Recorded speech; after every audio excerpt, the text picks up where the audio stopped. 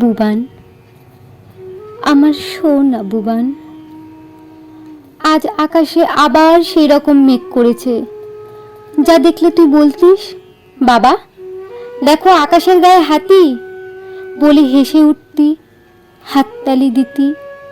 হ্যাঁ রে সোনা, আজ আবার হাতি এসেছে। আকাশে শরতের মিঠে রোদে আমাদের সামনের বাগানটায় খেলা করছে তোর ভীষণ প্রিয় সেই কাঠবেড়ালিগুলো, যাতে দেখলে তুই আমাকে জিজ্ঞাসা করতিস, বাবা সত্যি রামচন্দ্র ওদের পিঠে হাত বুলিয়ে দিয়েছিল? সত্যি? আজ আশ্বিনের 12 তারিখ।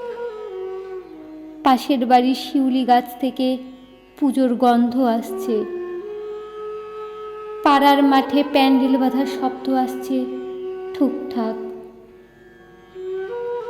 বুবান, এই প্রথম এ বাড়িতে তোর জন্মদিন হচ্ছে, হাসি হুল্লোড় আনন্দ সব কিছু বাদ দিয়ে, শুধু ফুল চন্দন আর চোখের জলে।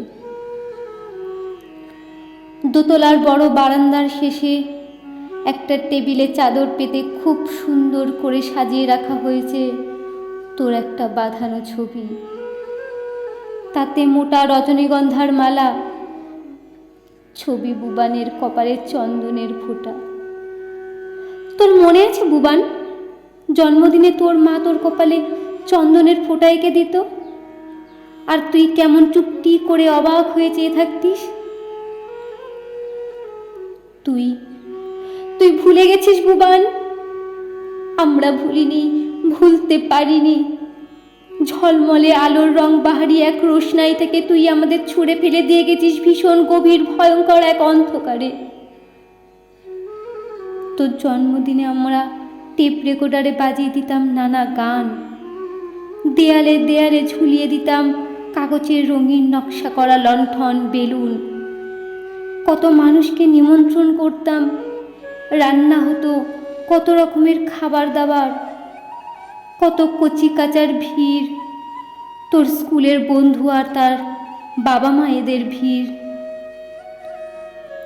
বুবান, এই প্রথম তোর জন্মদিন হচ্ছে এ বাড়িতে। বাজছে না গান, ঝুলছে না খুশির বেলুন, কাগজের লণ্ঠন, হাওয়ায় উঠছে না সুগন্ধ, শোনা যাচ্ছে না অনেক কণ্ঠের কলকাকলি। সব চুপচাপ, বড় নিস্তব্ধ। শুধু দোতলার টেবিলে রাখা তোর ছবির সামনে অপরাধীর মতো চুপ করে চেয়ার পেতে বসে আছে তোর মা, উদ্ভ্রান্ত চোখে শব্দহীন অশ্রুধারাপাত। তুই পরীক্ষায় প্রথম হতে পারিসনি, তাই আমরা সকলেই রেগে গিয়েছিলাম। তুই ফার্স্ট হতে পারিসনি, সমাজে আত্মীয় স্বজনদের কাছে আমাদের মাথা হেট হয়ে গিয়েছিল। তোর সহপাঠী গার্জিয়ানদের সামনে আমাদের প্রেস্টিজে বড় নির্মম আঘাত লেগেছিল। মনে হয়েছিল তোর লেখাপড়ার পেছনে আমাদের এত খরচ, এত চিন্তা, এত আশা, তুই একটু মর্যাদা দিলি না, একটু বুঝলি না বাবা মায়ের দুশ্চিন্তার কথা। মনে হতে হতে প্রচণ্ড রাগ হয়েছিল। সেই অন্ধরাগে আমি তোকে যা নয় তাই বলেছিলাম। তুই একটা স্কাউন্ডেল, তুই একটা বাজে ছেলে। অফিস ফেরত খটমাত্মক দেহে গম্ভীর মুখে তোকে দোতলা থেকে ডেকে পাঠিয়ে সকলের সামনে সপাটে এক চড় কষিয়েছিলাম তোর গালে। বুবান, সেই আঘাত তুই এত বড় করে ফিরিয়ে দিবি দুঃস্বপ্নেও ভাবিনি। হ্যাঁ রে সোনা, আমরা অন্ধ হয়ে গিয়েছিলাম।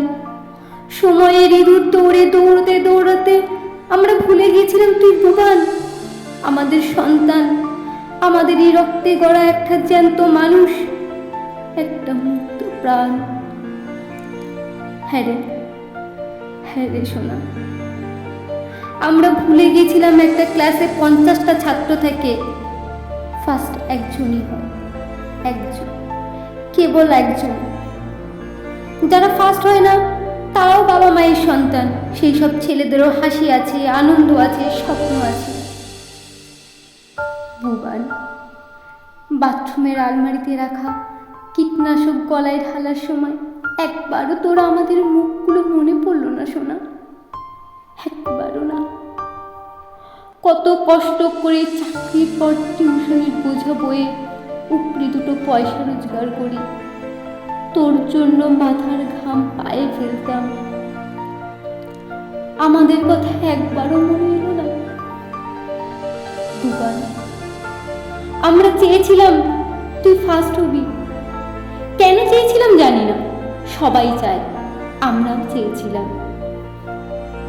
ভুবান, আশাভঙ্গের চূড়ান্ত বেদনায়, সাময়িক উন্মাদনায় আমরা তোকে আঘাত করেছিলাম।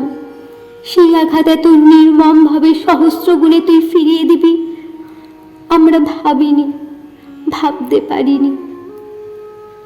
আজ আশ্বিনের 12 তারিখ, তোর জন্মদিন ভুবান। আমি দোতলায় উঠিনি এখনো, আমি উঠতে পারবো না ভুবান। দোতলার শেষ ঘরটায় জানলার পাশে টেবিলে বসে তুই লেখাপড়া করতি। ওই ঘরের দেয়ালের র্যাকে এখনো তোর বই, খাতা, পেন। দরজায় আটা এক সফল খেলোয়াড়ের হাস্য উজ্জ্বল মুখ।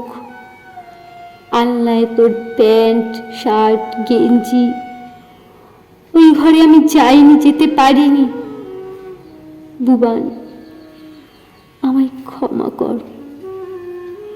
তীব্র বিষাক্ত কীটনাশক যখন তোর গলা দিয়ে নামছিল, জ্বালিয়ে পুড়িয়ে তোকে ছারখার করতে করতে, তার চেয়ে অনেক বেশি যন্ত্রণা আমার মনে রে শোনা।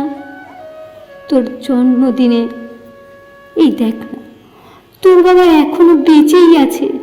তোর মা কাঁদছে উপরে বসে। আকাশে শারদ আলো, নীল চাদোয়ার গায়ে সাদা মেঘ। ওপরের বারান্দায় দাঁড়ালে আমার কানে বেজে উঠবে, বাবা বাবা দেখো, ওই তো হাতি। ভুবান, আকাশে আমি চোখ তুলে তাকাতে পারছি না বাবা। সমস্ত আকাশ ভুবান হয়ে নিঃশব্দে চেয়ে আছে আমারই দিকে, অব্যক্ত করুণ অভিমানের চোখে। ভুবান।